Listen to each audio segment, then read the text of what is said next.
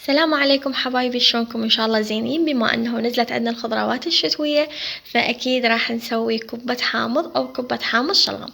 عندي هاي المكونات هنا: بصل وتقريبا نص كيلو قشرته، ونص باقة سلق، وباقة معدنوس، وشلغم، وتمن عنبر، ولحم، وجريش مخلوط مال كبة.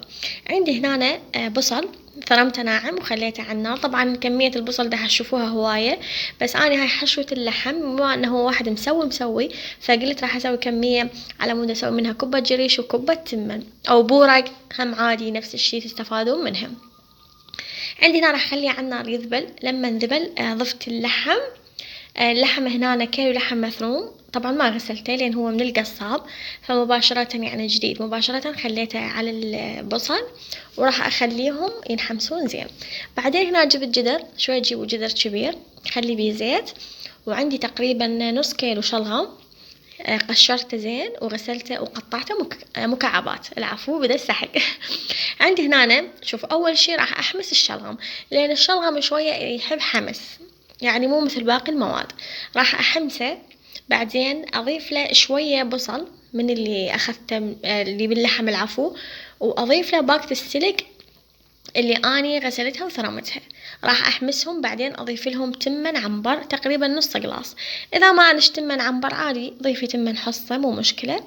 راح احمسه وياهم، وبعدين اضيف مي، تقريبا مي تخلون نص الجدر، ونخليه يفور. عندي هنا نجي على العجينة مال الكبة. عندي هنا جريش مخبوط، راح اضيف له ملح، واضيف له خاشوقة اكل كركم، وسبع بهارات، او شوية كمون. هنا عندي سبع بهارات راح تخلص فشوية خليت، وكمون نفس ما قلت لكم، وراح اخلطها اعجنها بمي دافي. اول شي تضيفون شوية مي وتعجنوها وتخلوها شوية ترتاح، بعدين ترجعون هم تعجنونها الى ان يعني تكون عجينة متماسكة كلش زين. شوفوا هنا أنا عجنتها، تكون مو كلش لينة، خلوا شوي بيها قوة. راح أتركها ترتاح وأرجع مرة ثانية أعجنها عجنة زينة. هي هاي عجينة الكبة لأي كبة تنفع، يعني مو بس كبة حامض، الكبة الحمراء أو الصفراء أو كبة الحامض شلغم، أو حتى كبة التفريز يعني اللي تفرزونها والجمدونها، هم هي نفس العجينة. بعدين هنا شوفوا راح أهرسها بيدي هرسة زينة وأتركها ترتاح. راح ارجع للحم. عندي هنا اللحم انحمس واستوى زين، راح اضيف له البهارات. انا طبعا ما راح اخلي ملح، راح اخلي ماجي. تدرون انا بكل وصفاتي اصرف ماجي، فانتوا اذا تريدون ماجي عادي، اذا تريدون ملح براحتكم. ضفت اني ظرف ماجي، وراح اضيف اكيد فلفل اسود، وراح اضيف بهارات كبة، وراح أضيف شي ثالث اللي هو رشة دارسين بسيطة. راح تقولون هسه هي لحم لو زردة بس الدارسين والله ينطي طعم للحم كلش طيب. يعني هي رشة بسيطة تقريبا خاشوقة شاي رشوا عليه، يعني يتغير طعم اللحم 180 درجة. وإذا ما تحبون طعم الدارسين عادي ابقوا على بهارات الكبة والفلفل الأسود والملح. راح أحمسهم زين وأطفي النار. اوكي، وبعدين اني حضرت المعدنوس وغسلته وثرمته. تدون معدنوس او كرفس بكيفكم، هو اختياري هاي الخطوة، بس اني اخليه للفائدة. فراح اضيف عليه. شوفوا ما خلت المعدنوس على النار، لان هو اصلا المعدنوس يذبل، يعني بس على الحرارة هو يذبل. فشوفوا وخرته من النار وضفت المعدنوس. راح اخلطهم واخلي الحشوة تصير بحرارة الغرفة، يعني تبرد، يعني ما يصير الحشوة حارة وتلفين بيها كبة الجريش. العفو. هنا أنا عندي ورا ما فار الشلغم والسلق والتمن وبدا التمن يستوي، خليت خاشوقة معجون ويا مي وراح أضيفها عليهم. هنا أنا شوية جدر الصخم من الطباخ، ما أعرف ليش. هاي أول مرة، ما أدري قنينتي تخلص، ما أعرف مشكلة بالطباخ فغلسوا.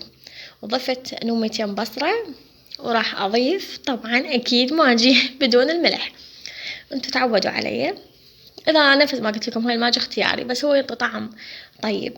ضفت ظرفين ماجي ونو بصرة ورشة فلفل اسود، وراح اتركه يدخن. إذا تريدون اللحام والشلغم أصفر لا تضيفون معجون، ضيفوا له كركم نفس الطريقة بس كركم. وضفت رشة 7 بهارات، هاي 7 بهارات مباركة كفت لي كل الطبخة. هسه راح نجي على العجينة مالتنا. شوف العجينة مالتنا شلون خمرانة وتخبل والجريش هذا كلش زين. راح أبلش ألف وياكم. هنا راح أخذ شوية عجين، راح شوية يعني أعجنه بيدي، بعدين أكورها وأسويها بشكل دائري. شوفوا بهاي الطريقة، للي شوية عندهم صعوبة بلف الكبة. بس طبعا هنا المصور مالتي ما مطلع اللحم، ما مطلع هديه يراد غيره. وراح أخلي كمية لحم، طبعا هنا خلوا كمية اللحم لأن كبة الجريش أطيب لما تكون اللحم والجريش متساوي، مو الجريش هواي واللحم شوية. لفيتها وخليتها ترتاح إلى أن سخنت الشوربة. راح أضيف بيها الكبة الكمية انتو اللي تكفيكم، واتركها على النار، على نار عالية الى ان تطوف فوق. من تصعد لي فوق الكوباية اطلعها بماعون واترك الشوربة تسخن على راحتها، لان شوربة اللحم والشلغم كل ما تصير ثخينة كل ما تصير طيبة. وشوية احركهم حتى ما تنفل الكوباية. شوفوا هنا أنا عندي بلشت الكوبة تستوي. راح أطلعها بصينية وأترك شوربتنا تستوي على راحتها. واشتركوا بقناتي وفعلوا جرس الإشعارات مو تنسون، وجربوها كلش طيبة بالأخص بالشتاء إذا كان يوم غيم ومطر فتفيد. وهاي هنا كلمة الغدانة. شوفوا والله ما أحكي لكم الطعم يخبل، والشوربة روعة، والكبة كلش طيبة ومستوية كلش زين. وهاي قدامكم وسهمكم العافية. واشتركوا بقناتي وفعلوا جرس الإشعارات.